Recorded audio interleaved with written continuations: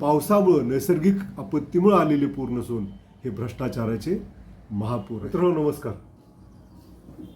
गेल्या 3-4 दिवसामध्ये महाराष्ट्रामध्ये जोरदार पावसाला सुरुवात झालेली आहे. मुंबई, कोकण, रायगड, पुणे या शहरात धुवाधार पाऊस सुरू होत आहे. खरं म्हणजे यावर्षी मान्सून लवकर येणार की उशिरा येणार या बाबतीत उन्हाळ्यापासून अंदाज वर्तवले जात होते. एल निनो यावर्षीच्या भारतातील पावसाळ्यावर विपरीत परिणाम करणार असल्याच्या बातम्या येत होत्या. एल निनोचं रूपांतर सुपर एल निनोमध्ये झालं आणि यावर्षी पावसाळा चकवा देतोय की काय अशी परिस्थिती देशामध्ये निर्माण झाली. परंतु गेल्या 3-4 दिवसापासून महाराष्ट्रामध्ये मान्सूनचं आगमन झालेलं आहे आणि पहिल्याच पावसात मुंबई तुंबल्याचं चित्र आपल्याला दिसतंय.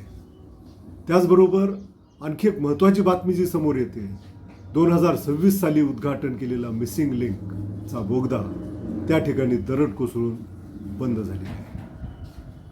मित्रहो, गाजावाजा करून 2 महिन्यापूर्वी या बोगद्याचं उद्घाटन झालं होतं. आम्ही फार पारदर्शक काम करत आहोत, भ्रष्टाचार आम्ही करत नाही अशा प्रकारच्या वल्गना महाराष्ट्र सरकार, केंद्र सरकार, त्यांचे मंत्री हे सातत्यानं करत असताना 1885 साली इंग्रजांनी बांधलेला सातारा बोगदा कधीही बंद करण्याची वेळ येत नाही, त्या ठिकाणी दरड कोसळत नाही आणि मग एवढ्या 21व्या शतकामध्ये अत्याधुनिक टेक्नॉलॉजी असताना हा बांधलेला बोगदा का कोसळतो, दरड का कोसळते. एक लोकांचं सुदैव असं की जेव्हा ती दरड कोसळली त्यावेळेस कोणतं वाहन त्या ठिकाणाहून जात नव्हतं. जर एखादं वाहन त्या ठिकाणी असतं आणि दरड त्याच्यावर जर कोसळली असती तर त्यांना हकनाक आपला जीव गमवावा लागला असता. तर याचं एकमेव कारण आहे भ्रष्टाचार.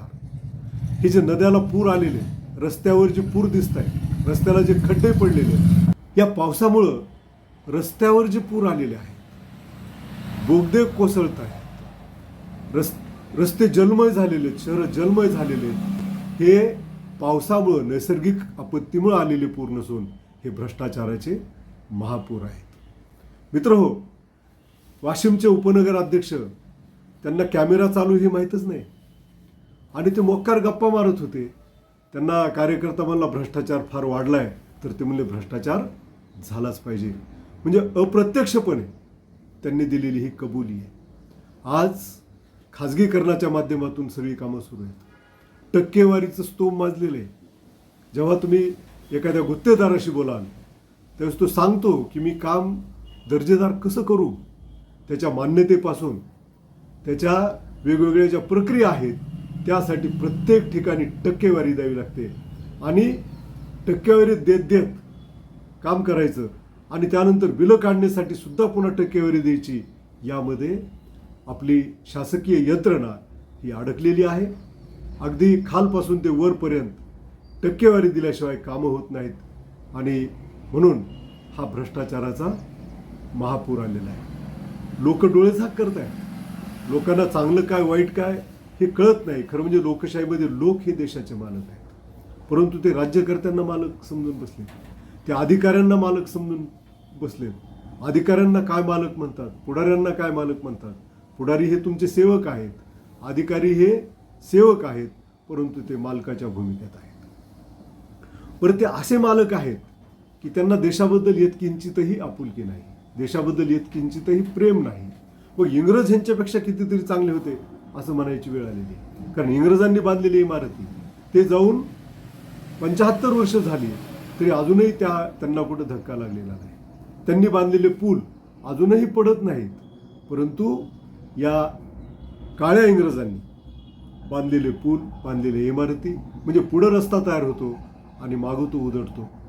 गाजावाजा करून बांधलेला सीलिंग असेल, किती त्याचा गाजावाजा, किती जाहिराती, किती मोठं मोठं उद्घाटनाला आणि 1 वर्षाच्या आत त्याच्यावरचं डांबर निघायला लागतं. मोठमोठ्या इमारती उद्घाटन व्हायच्या आतच गळायला लागतात, पूल पडायला लागतात.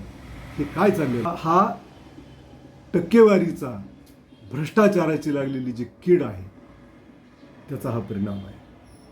म्हणजे भ्रष्टाचाराच्या मार्गातून मिळवलेले पैसे आणि त्याच्यामार्फत आम्ही काहीही करू शकतो हा जो माज सत्ताधाऱ्यांना आलेला आहे, त्यातून या देशाची पुरती वाट लागलेली आहे.